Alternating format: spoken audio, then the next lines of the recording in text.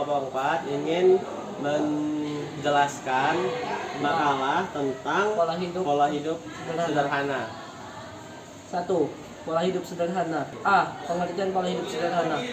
Hidup sederhana berarti hidup bersahaja, tidak berlebih-lebihan, yang didasari oleh suatu sikap yang rendah hati, berjiwa sosial, dan tidak sombong. Dan orang yang sederhana adalah orang yang menganggap orangnya sanggup membawa diri sesuai dengan keadaan dirinya, dengan kemampuannya, dan dengan keadaan masyarakat sekitarnya. 2. Dampak positif dan negatif dari pola hidup sederhana. 1. Dampak positif.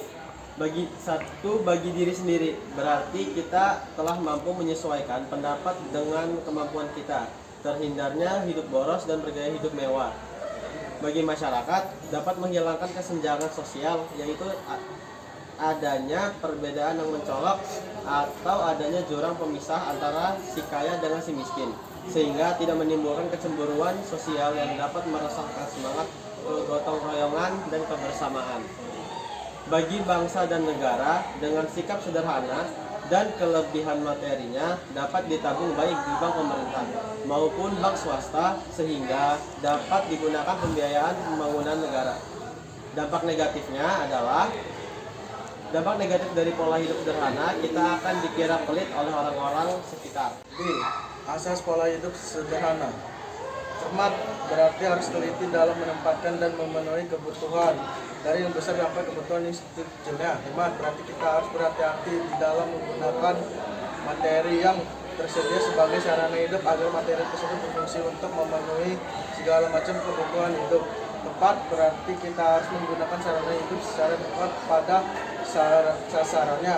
Artinya kita dapat memenuhi kebutuhan atau keperluan hidup guna untuk mencapai tujuan hidup. Manfaat berarti semua penggunaan materi harus ada manfaat dalam mencapai tujuan hidup. Penerapan pola hidup sederhana.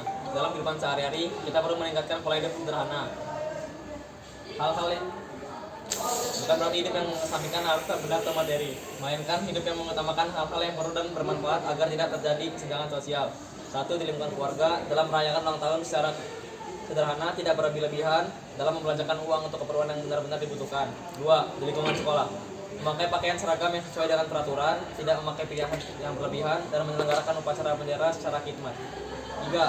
Di lingkungan masyarakat, tidak pamer kekayaan, berpakaian hasil produksi dalam negeri, mengisi perabotan rumah dengan barang produksi dalam negeri, dan menyelenggarakan pesta ulang tahun secara sederhana dan sebagainya.